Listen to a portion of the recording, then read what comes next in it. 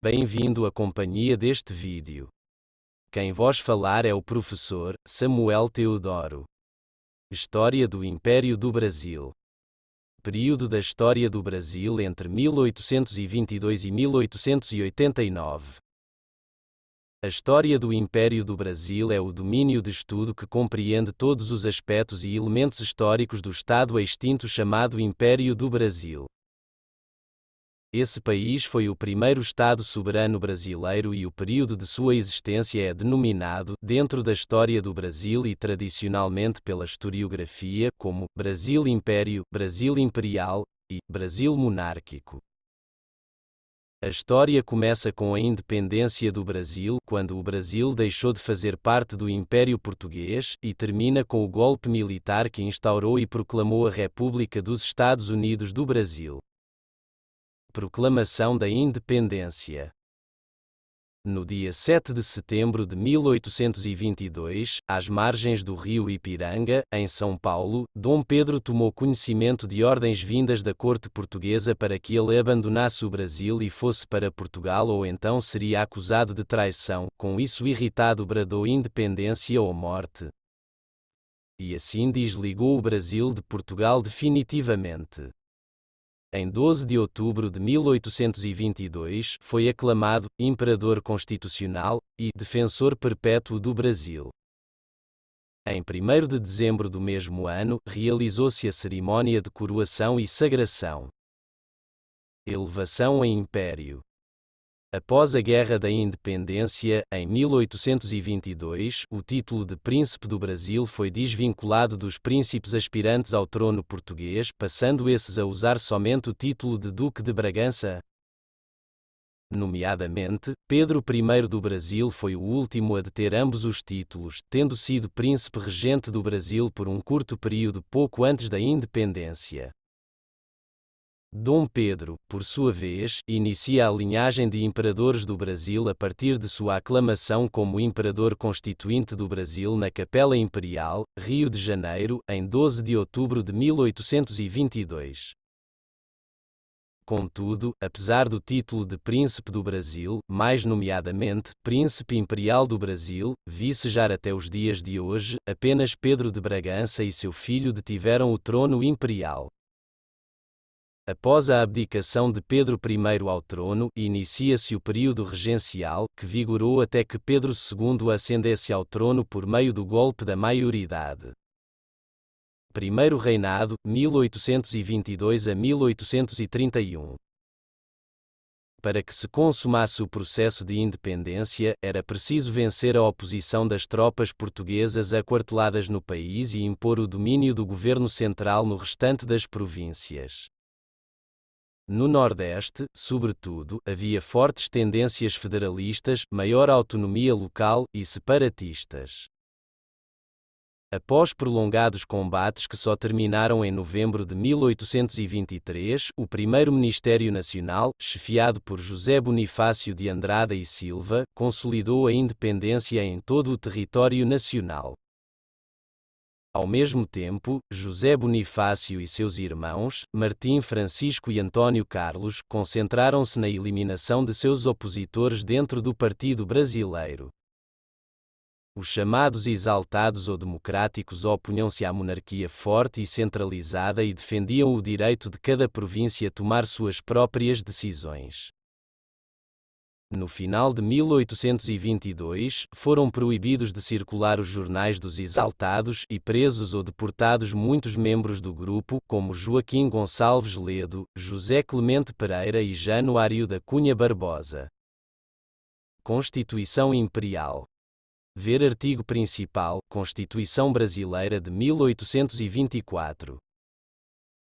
A visão histórica ensinada nas escolas até os dias atuais é a de que um Dom Pedro I autoritário e despótico teria entrado em conflito com a liberal e democrática Assembleia, fechando esta última contra a vontade do povo brasileiro e acabando por outorgar IMP ao assento circunflexo R uma constituição de cunho absolutista sobre o país. Trata-se de uma invenção posterior dos republicanos para desmoralizar o passado monárquico do Brasil. A realidade dos fatos foi completamente diversa. Constituinte de 1823. No dia 3 de março de 1823, a Assembleia Geral Constituinte e Legislativa do Império do Brasil iniciou sua legislatura com o intento de realizar a primeira Constituição política do país. No mesmo dia, Dom Pedro I discursou para os deputados reunidos, deixando clara a razão de ter afirmado durante sua coroação no final do ano anterior que a Constituição deveria ser digna do Brasil e de si frase esta que fora ideia de José Bonifácio e não do imperador. Como imperador constitucional, e muito especialmente como defensor perpétuo deste império, disse ao povo no dia 1 de dezembro do ano próximo passado, em que fui coroado e sagrado, que com a minha espada defenderia a pátria, nação e a Constituição, se fosse digna do Brasil e de mim, uma Constituição em que os três poderes sejam bem divididos, uma Constituição que, pondo barreiras inacessíveis ao despotismo quer real, aristocrático quer democrático, afugenta a anarquia e planta a árvore da liberdade a cuja sombra deve crescer a união, tranquilidade e independência deste império, que será o assombro do mundo novo e velho. Todas as constituições que à maneira de 1791 e 1792 têm estabelecido suas bases e se têm querido organizar, a experiência nos tem mostrado que são totalmente teóricas e metafísicas, e por isso inexequíveis. Assim o prova a França, a Espanha e, ultimamente, Portugal. Elas não têm feito, como deviam, a felicidade geral, mas sim, depois de uma licenciosa liberdade, vemos que em uns países já aparecem, e em outros ainda não tarda a aparecer, o despotismo depois de ter sido exercido por muitos, sendo consequência necessária ficarem os povos reduzidos à triste situação de presenciarem e sofrerem todos os horrores da anarquia. Dom Pedro lembrou aos deputados em seu discurso que a Constituição deveria impedir eventuais abusos não somente por parte do monarca, mas também por parte da classe política e da própria população. Para tanto, seria necessário evitar implantar no país leis que na prática seriam desrespeitadas. A Assembleia num primeiro momento se prontificou a aceitar o pedido do imperador, mas alguns deputados se sentiram incomodados com o discurso de Dom Pedro. Um deles, o deputado por Pernambuco Andrade de Lima, manifestou claramente seu descontentamento, alegando que a frase do monarca fora por demais ambígua. Os deputados que se encontravam na Constituinte eram em sua grande maioria liberais moderados, reunindo o que havia de melhor e de mais representativo no Brasil. Foram eleitos de maneira indireta e por voto censitário e não pertenciam a partidos que ainda não existiam no país. Havia, contudo, facções entre os mesmos, sendo três discerníveis: os Bonifácios, que eram liderados por José Bonifácio e defendiam a existência de uma monarquia forte, mas constitucional e centralizada, para assim evitar a possibilidade de fragmentação do país, e pretendiam abolir o tráfico de escravos e a escravidão, realizar uma reforma agrária e de desenvolver economicamente o país livre de empréstimos estrangeiros. Os portugueses absolutistas, que compreendiam não apenas lusitanos, mas também brasileiros e defendiam uma monarquia absoluta e centralizada, além da manutenção de seus privilégios econômicos e sociais. E por último, os liberais federalistas, que contavam em seus quadros com portugueses e brasileiros e que pregavam uma monarquia meramente figurativa e descentralizada, se possível federal, em conjunto com a manutenção da escravidão, além de combaterem com veemência os projetos dos Bonifácios. Ideologicamente, o imperador se identificava com os Bonifácios tanto em relação aos projetos sociais e econômicos quanto em relação aos políticos, pois não tinha interesse nem em atuar como um monarca absoluto e muito menos em servir como uma figura de papelão no governo. O esboço da Constituição de 1823 foi escrito por Antônio Carlos de Andrada, que sofreu forte influência das cartas francesa e norueguesa. Em seguida foi remetido à Constituinte, onde os deputados iniciaram os trabalhos para a realização da Carta. Existiam diversas diferenças entre o projeto de 1823 e a posterior Constituição de 1824. Na questão do federalismo, era centralizadora, pois dividia o país em comarcas, que são divisões meramente judiciais e não administrativas. As qualificações para eleitor eram muito mais restritivas que a Carta de 1824.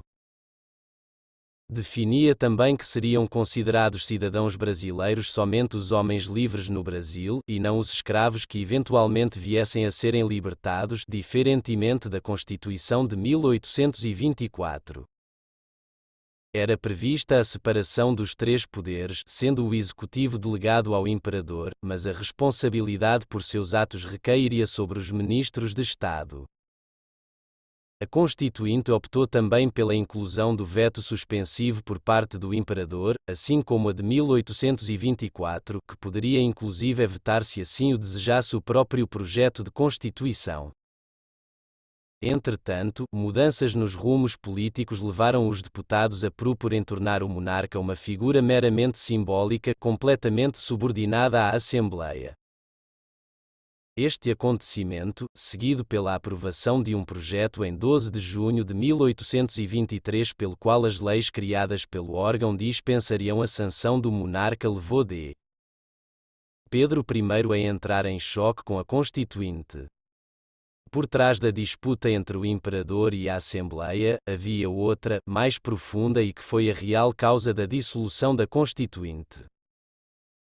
Desde o início dos trabalhos legislativos, os liberais federalistas tinham como principal intuito derrubar o ministério presidido por José Bonifácio a qualquer custo e se vingar pelas perseguições que sofreram durante a Bonifácia ocorrida no ano anterior.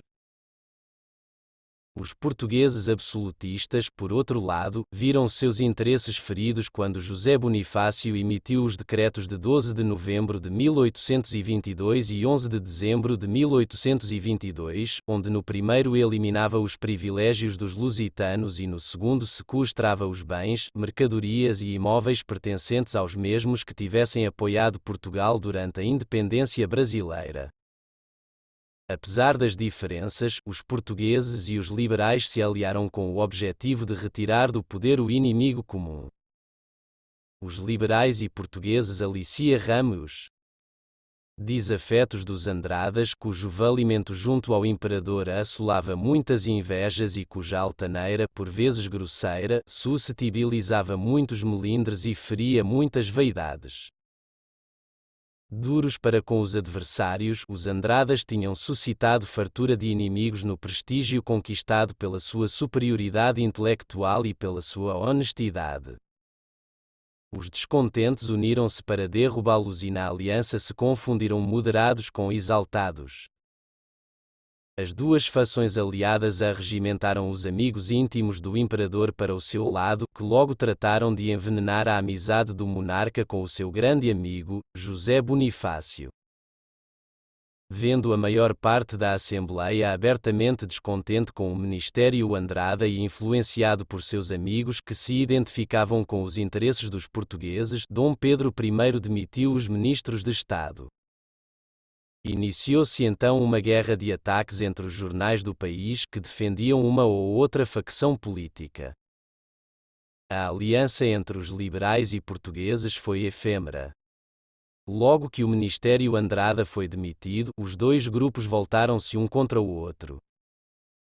Para o monarca, qualquer relação com os liberais seria inadmissível, pois sabia muito bem de suas intenções em transformá-lo numa figura meramente decorativa. Os ataques contra os portugueses em geral e até mesmo contra Dom Pedro por parte dos jornais e deputados a favor dos Andradas levou o imperador a se aproximar dos portugueses. A crise tornou-se ainda mais séria quando um episódio que normalmente seria completamente ignorado acabou por ser utilizado para fins políticos. Um boticário nascido no Brasil, que também praticava o jornalismo, sofreu agressões físicas por parte de dois oficiais lusitanos que erroneamente acreditavam que ele tivesse sido o autor de artigo injurioso. Os Andradas aproveitaram a oportunidade para alegar que a agressão sofrida pelo boticário fora na realidade um atentado contra a honra do Brasil e do povo brasileiro. Antônio Carlos de Andrada e Martim Francisco de Andrada foram levados sobre os ombros de uma multidão e seguiu-se uma onda de xenofobia anti-lusitana que acirrou ainda mais os ânimos. A tudo Dom Pedro assistiu da janela do Paço Imperial que se encontrava ao lado da Cadeia Velha, nome do local onde estava se realizando a Constituinte. O imperador ordenou que o exército se preparasse para um conflito. Dom Pedro I detinha a fidelidade da oficialidade, que se sentirá agredida pelos insultos direcionados a si e ao imperador pelos jornais aliados aos Andradas e exigia uma punição aos mesmos. Os deputados demonstraram apreensão e exigiram respostas sobre a razão da reunião de tropas em São Cristóvão. O ministro do Império, Francisco Vilela Barbosa, representando o governo, dirigiu-se à Assembleia demandando que se processassem os irmãos Andradas pelos supostos abusos que cometeram. Os deputados reunidos debateram sobre a proposta do governo e permaneceram em sessão durante a madrugada. Mas no dia seguinte, quando Vilela Barbosa retornou à Assembleia para dar explicações sobre a reunião das tropas, alguns deputados gritaram exigindo que Dom Pedro I fosse declarado fora da lei. O imperador, ao saber disto, antes mesmo que o ministro do Império retornasse da Assembleia, assinou o decreto dissolvendo a Constituinte. Sobre o episódio, Oliveira Lima afirmou que a madrugada da noite de agonia não iluminou todavia martírio algum. Os deputados que se tinham declarado prontos a cair varados pelas baionetas imperiais, voltaram tranquilamente para suas habitações, sem que os soldados os incomodassem. 6 tão somente foram deportados para a França, entre eles os 3 Andradas. Os portugueses propuseram a Dom Pedro I que enviasse os irmãos Andradas para Portugal, pois lá muito provavelmente seriam condenados à morte por suas participações na independência brasileira. Pediram apenas o seu consentimento. Não. Não consinto porque é uma perfídia, deslealdade, respondeu o monarca. Apesar da apreensão de Dom Pedro I quanto à possibilidade de se tornar uma figura nula no governo do país e sua demonstração de descontentamento, não foi a razão principal do fechamento da Constituinte. Os deputados deveriam ter se reunido para elaborarem uma Constituição para o país e debater seus artigos. Contudo, perderam-se em disputas pelo poder e somente para defender seus próprios interesses levaram a capital do Império à beira da anarquia. Este não foi o fim dos deputados, entretanto. Da Constituinte saíram 33 senadores, 28 ministros de Estado, 18 presidentes de província, 7 membros do primeiro Conselho de Estado e 4 regentes do Império. Promulgação da Constituição Brasileira. Não era o desejo de Dom Pedro I imperar como um déspota, pois sua ambição era ser guardado pelo amor de seu povo e pela fidelidade das suas tropas e não impor sua tirania. O imperador, por tal razão, encarregou o Conselho de Estado criado em 13 de novembro de 1823 de redigir um novo projeto de Constituição que estaria finalizado em apenas 15 dias. Era um conselho de notáveis, formado por juristas renomados, sendo todos brasileiros natos. O grupo incluía Carneiro de Campos, principal autor da nova carta, além de Vilela Barbosa, Maciel da Costa, Nogueira da Gama, Carvalho e Melo, dentre outros. O Conselho de Estado utilizou como base o projeto da Constituinte e, assim que terminou, enviou uma cópia da nova Constituição para todas as câmaras municipais. Esperava-se que a carta servisse como um projeto para uma nova Assembleia Constituinte.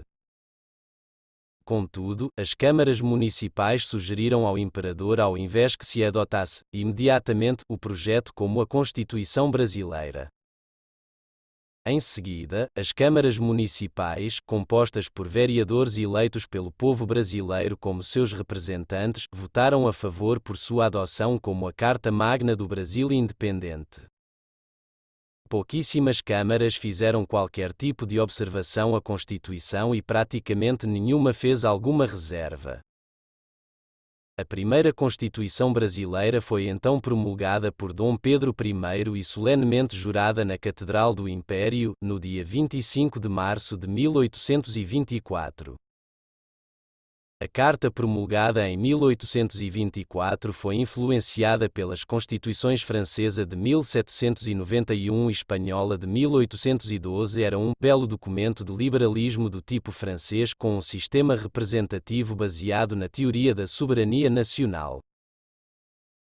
A forma de governo era a monárquica, hereditária, constitucional e representativa, sendo o país dividido formalmente em províncias e o poder político estava dividido em 4, conforme a filosofia liberal das teorias da separação dos poderes e de Benjamin Constant.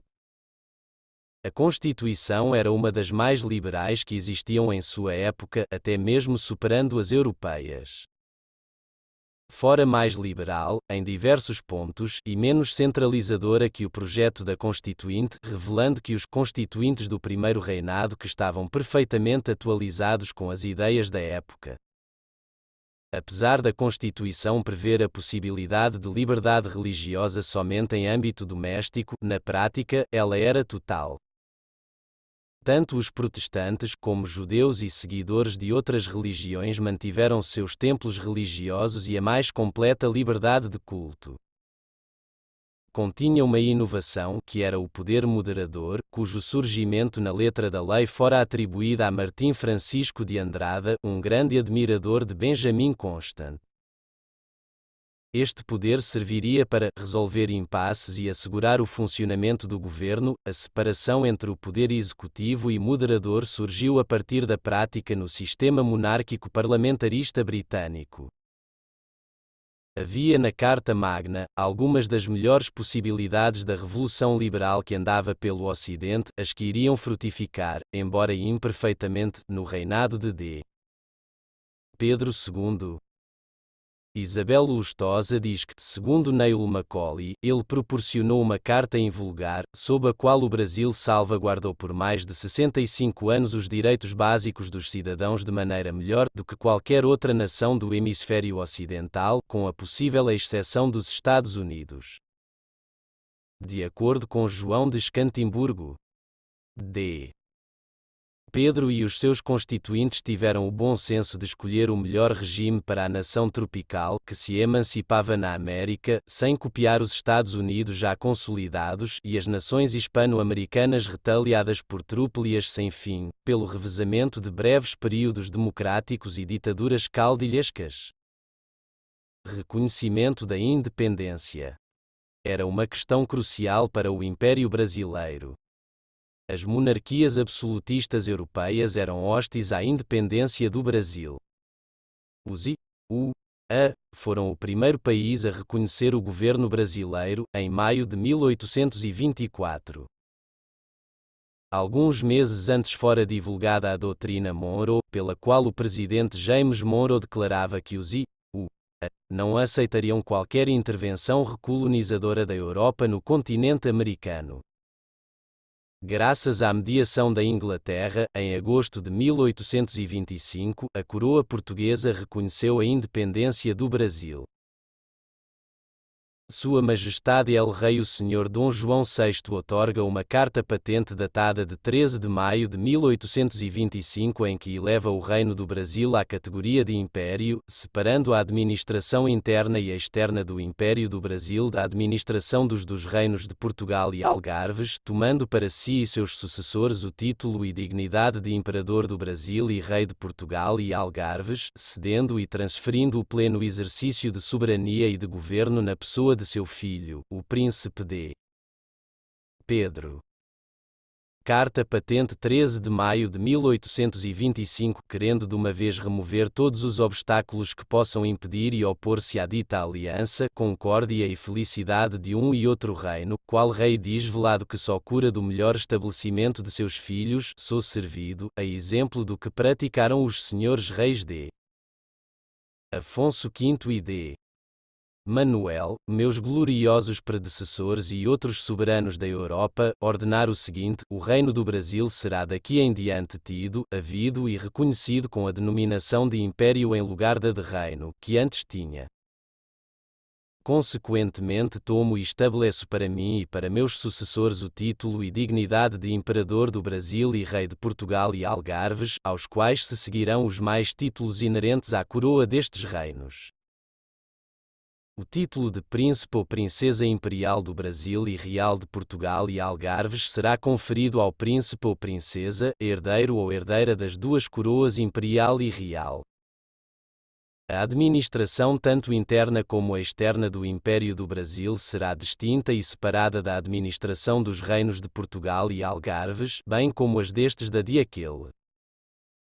E por sucessão das duas coroas imperial e real diretamente pertencer a meu sobre todos muito amado e prezado filho o príncipe de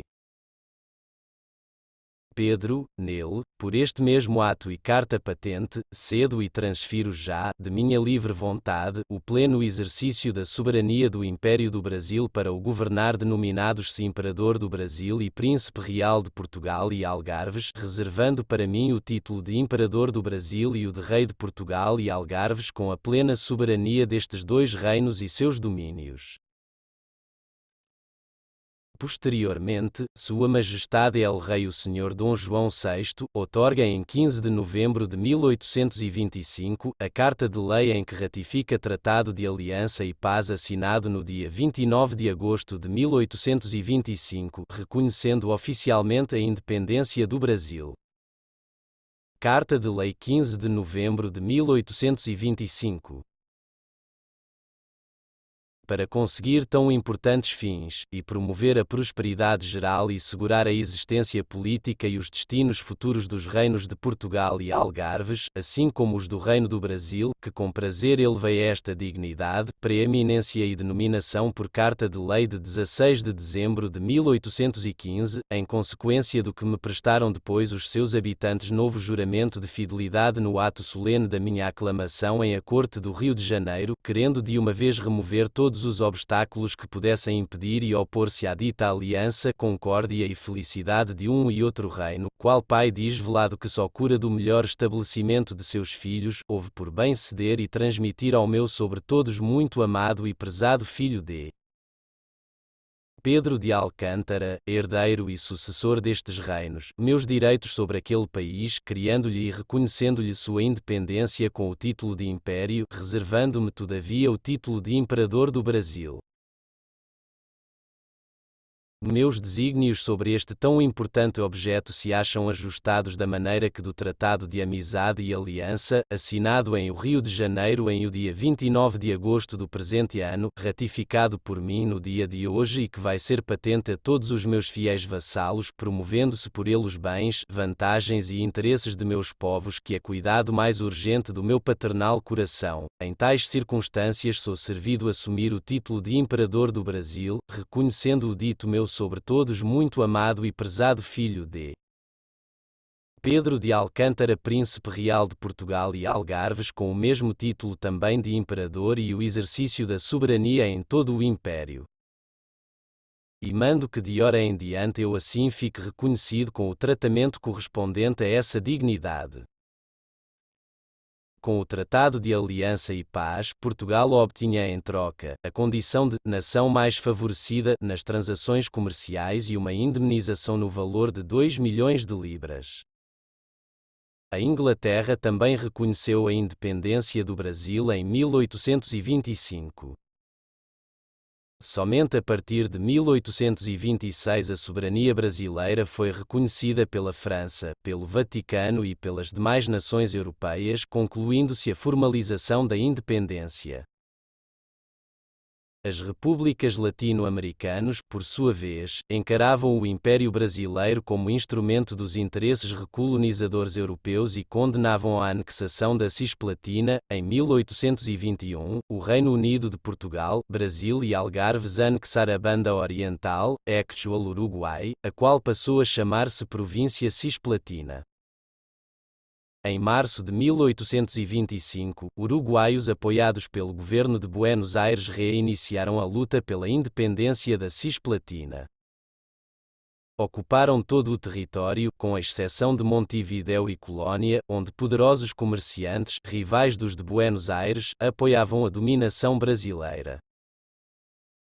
Um governo provisório uruguaio decidiu incorporar a Cisplatina à República das Províncias Unidas do Rio da Prata, Argentina. Imediatamente o Brasil declarou guerra à Argentina e bloqueou o porto de Buenos Aires.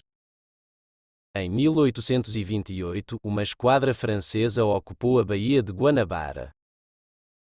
Exigia a suspensão do bloqueio a Buenos Aires e uma indenização pelos prejuízos sofridos pela França com a interrupção do comércio na Bacia do Prata. Por intervenção da Inglaterra, a Argentina e o Brasil assinaram, em agosto de 1828, um acordo de paz pelo qual reconheciam a independência da República da Banda Oriental do Uruguai. Crise política e econômica. Em 1823, D. Pedro I instalou a primeira Assembleia Geral Brasileira, o Senado, vitalício, e a Câmara dos Deputados, eletiva e temporária. Os deputados, eleitos em 1824, eram em sua maioria abertamente hostis ao autoritarismo do imperador. Queriam um governo parlamentar que ouvisse a Câmara dos Deputados e a ela prestasse conta de seus atos. Por outro lado, o país atravessava crise econômica e financeira. As lavouras tradicionais de exportação estavam em decadência. O açúcar brasileiro, de cana, fora desalojado de seus principais mercados, Europa e Estados Unidos, pelo açúcar de beterraba. O algodão nordestino não resistirá à concorrência do algodão norte-americano e oriental. O tabaco perdia seus mercados africanos em consequência das restrições impostas pela Inglaterra ao tráfico de escravos. Enquanto isso, cresciam as importações de manufaturados principalmente ingleses que levavam o país a gastar mais do que recebia com a exportação de seus produtos agrícolas. Para agravar a situação, o governo imperial precisou contrair grandes empréstimos com bancos estrangeiros, sobretudo ingleses, a fim de financiar a guerra da Cisplatina e pagar as indenizações que devia a Portugal e à França. Em 1828, o Banco do Brasil foi à falência. Sucessão em Portugal. Com a morte de D. João VI em 1826, D. Pedro I foi aclamado rei de Portugal com o título de Dom Pedro IV. Pressionado pelos políticos brasileiros que viam ressurgir a ameaça da recolonização, Dom Pedro abdicou do trono de Portugal em favor de sua filha de 7 anos, a Princesa Maria da Glória, permitindo que se casasse com o seu irmão Dom Miguel, representante das forças absolutistas portuguesas. Abdicação de Dom Pedro I. O imperador procurou atenuar a hostilidade da Câmara organizando um novo ministério chefiado pelo Marquês de Barbacena, que contava com a simpatia dos políticos do Partido Brasileiro. A queda desse gabinete, a repercussão das revoluções liberais de 1830 e o assassínio do jornalista Líbero Badaró em São Paulo fizeram ferver os ânimos dos liberais. No Rio de Janeiro, violentas lutas de rua entre brasileiros e portugueses, as Noite das Garrafadas, em 13 e 14 de março de 1831 colocaram em evidência a impopularidade do imperador. Novo Ministério de Tendências Liberais foi substituído em seguida pelo Ministério dos Marqueses de Tendências Absolutistas.